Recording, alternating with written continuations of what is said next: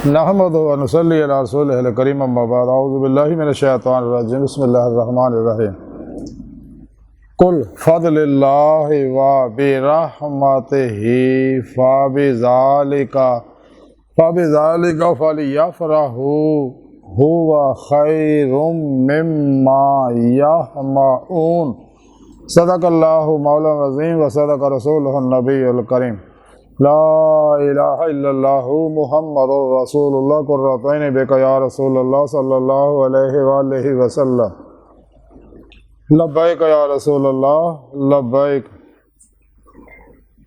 लब्बैक अल्लाहुम्मा लब्बैक। अज़ल तो लैके अब तक अल्लाह सोने दी बेहद हम दोसना अल्लाह दे प्यारे हबीब ते बेशुमार दुरूद व सलाम तो बाद काबिल साद एहतराम मुअज़्ज़ज़ सामीन आज दे दरसे तसव्वुफ़ दे अंदर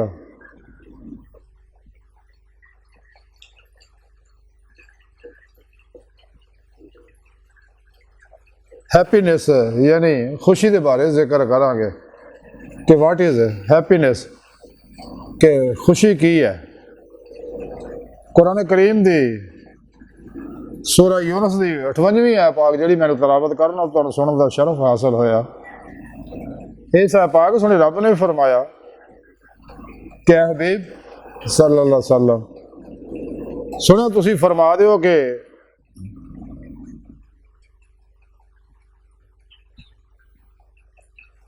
ये कुरान जिहड़ा ये अल्लाह के फजल और उसकी मेहरबानी नाल नाज़िल होया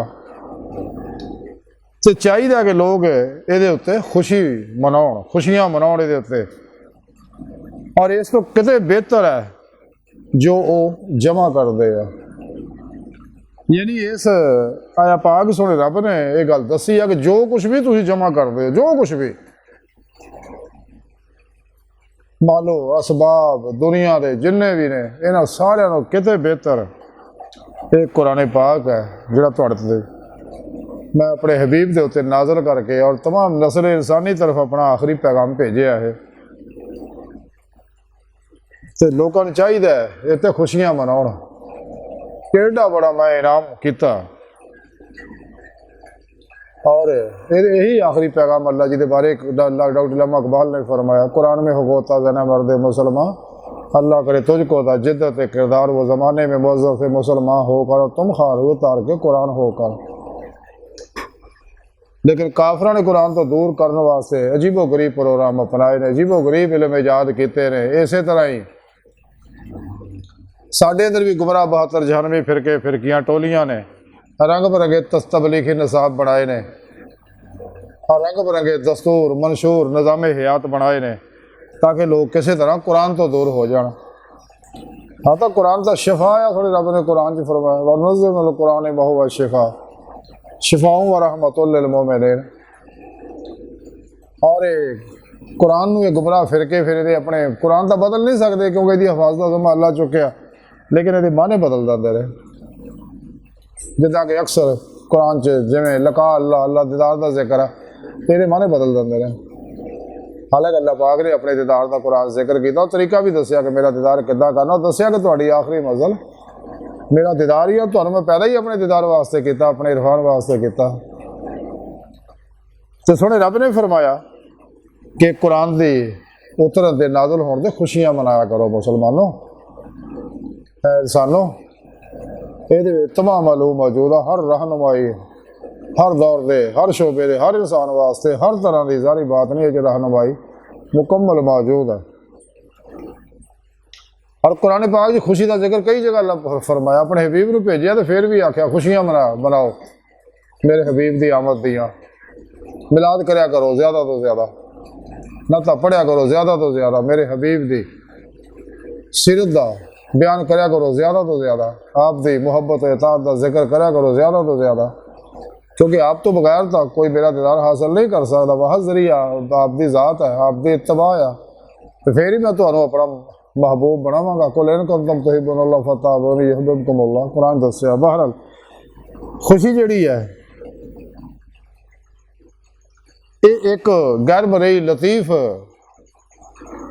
नूरी बड़ा ही खूबसूरत और सेहतमंद जज्बा है। तो खुशी जिहड़ी है यह इंसान के ज़हन के इदां दे एहसास का नाम है कि जिहदे नाल इंसान नूं सुकून मिले, चैन मिले, मुसरत मिले, अमन मिले, प्यार मिले, तसल्ली मिले, हौसला मिले, ये आओ खुशी।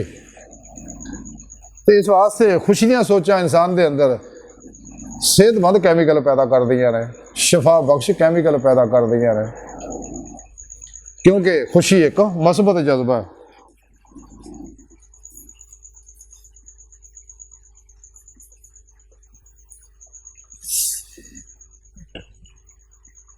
तो खुशी जिहड़ी है कि तो बाजारों नहीं मिलती मुल किसी दुकान तो, इंसान के अंदर है, मौजूद है, हर इंसान के विच है, लेकिन इस जज्बे नूं थोड़ी उभारन की लोड़ है। खुशी और खुशकिस्मती अलग अलग चीज़ां ने। सच्ची तौहीदी खुशी हर बीमारी का इलाज है।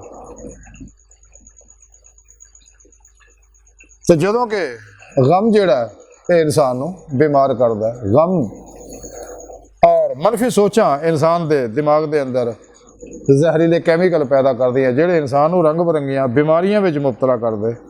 इस वास्ते इंसान नूं चाहिदा मनफी नैगेटिव ख्यालों तो बचे, हमेशा मुस्बत अच्छे तौहीदी कुरानी ख्यालात पैदा करे।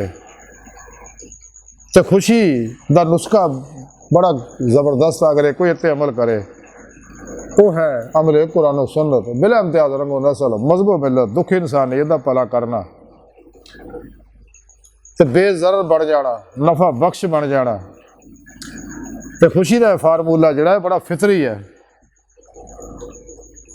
और चंद चीज़ां जिहड़ियां इंसान अगर अपने पैदा कर ले अपने अंदर, तो फिर हमेशा दुनिया कबर और आखिर खुशियां खुशियां मिलणगियां। नंबर एक ताल्लुक बिल्ला, दवाम कलबी जिक्र हुजूर, अमले कुरान सुन्नत, शुक्रगुजारी, लोगों को माफ़ करना, दिल शिकरी तो बचना, दर गुजर करना और खुशियां नूं वंडना। अल्लाह का कानून है कि इंसान जिहड़ी शै वंडेगा वही मिलेगी। पैसा वंडेगा पैसा वधेगा, इल्म वंडेगा इल्म वधेगा, प्यार वधेगा वंडेगा तो प्यार वधेगा, खुशियां वंडेगा तो खुशी मिलण लगे, हुनर वंडेगा तो हुनर वधना शुरू हो जाएगा। अल्लाह हासिल किया से अल्लाह का कानून है। अल्लाह पाक ने कुरान च दस्सिया, क्योंकि शुक्र यही है कि इंसान वंडे, तो अल्लाह तां ही आखेगा शुक्र करेगा तो मैं उन्हें होर देंगा, और ये अल्लाह का कानून है। तो इंसान चाहिए बेगर्ज खलके खुदा का बिला इम्तियाज रंगो नस्ल मजहबों पहले दुख इंसानियत का भला करे, दर गुजर तो कम लवे, अपनी ख्वाहिशां घट तो घट रखे। इस वास्ते सुने रब ने कुरान दसिया कि ख्वाहिश से अमल ना करो तो अल्लाह की राह तो रोक दो। और पास्ट विच और फ्यूचर दे विच यानी माजी और मुस्तकबिल च रहना छड़ दे, प्रेजेंट दे अंदर लम्हा हाजिर च रहना सीखे। इस वास्ते सूफी लम्हा हाजिर के बंदे हुंदे आ। सच्ची तौबा करे, अल्लाह सोने तो तवक्कल करे, आसानियां वंडे, नवा सीखे, अगे वधदा रवे, मजीद तो मजीद तरदी तलाश रवे, पुर उम्मीद रवे। तो जो इंसान इन्हां गल्लां ते अमल करेगा फिर उन्होंने हकीकी दिमागी खुशी का हासिल हो, कलबी खुशी फिर हासिल होएगी, जिहड़ी असल खुशी है, हकीकी खुशी है। तो इंसान सेहतमंद जिंदगी मैसर आएगी, फितरी जिंदगी गुजारन का जज्बा पैदा होएगा, खूबसूरत अच्छी नींद आएगी, अच्छे ख्यालात तसव्वुरात पैदा होंगे। तो खुश रहने वाला हमेशा जवान रहिंदा, तरोताज़ा रहिंदा, पुरसकून रहिंदा, पुर उम्मीद रहिंदा। तो इंसान नूं चाहिए कि इस खुशी के जज्बे नूं अपने अंदर पैदा करे, तो गमां तो निकले। कुरान सुन्नत नूं छड्डना गामी गम है, कुरान सुन्नत नाल जुड़ जाना है, ये रूह के मुताबिक इत्ते अमल करना, खुशियां खुशियां। अज की सारी गुफ्तगू का मुख्तसर खुलासा ही है कि सानूं चाहिए कि अगर हकीकी खुशी चाहिए तो आती अल्लाह आती रसूल च फना इख्तियार करे, राह मौला का मुसाफिर बन के सलाशे मौला च लगे, दे मौला की नेमत हासिल करे, जिहड़ी तमाम खुशियां तो भी हकीकी और वध खुशी है दे मौला। वो तां ही हासिल होएगी जो इंसान फतह बोर फना इख्तियार करेगा। तो इंसान नूं चाहिदा खुश रवे तो खलके खुदा नूं खुश रखे, किसी नूं दुख ना देवे, किसी का दिल ना दुखाए, किसी दे जुल्म और ज्यादती ना करे, गुस्से नफरत इंतकाम तो बरे, ख्वाहिशात लज़्ज़त शहवात माल मशहूरी शगले खलक झूठ हराम धोखा दगा फराड रिया निफाक हिरस हवस लालच गुस्सा नफरत इंतकाम नशा जुआ सूद ब्लैक मेलिंग ना मुईदी मायूसी, इन्हां गल्लां तो बचे सारे इंसान नूं गम पैदा करदे, बीमारियां पैदा करदे। ये अपोजिट खुशियां ही खुशियां। ते अल्लाह सोने दी बारगाह दिल दी गहराइयां च दुआ कि अल्लाह सोने वास्ते बड़े हकीर पर तकसीर माड़े कमजोर कम इल्म आजिज़ मस्कीन बेसहारा इंसान साहिब पीरो पेशवा दे तेरे प्यारे हबीब सल्लल्लाहु अलैहि वसल्लम दे तेरी सोहनी पाक ज़ात दे मौला सोने साडा कोई सहारा नहीं, सानू दुनिया कब्र और आखिरत सारा अता फरमाए।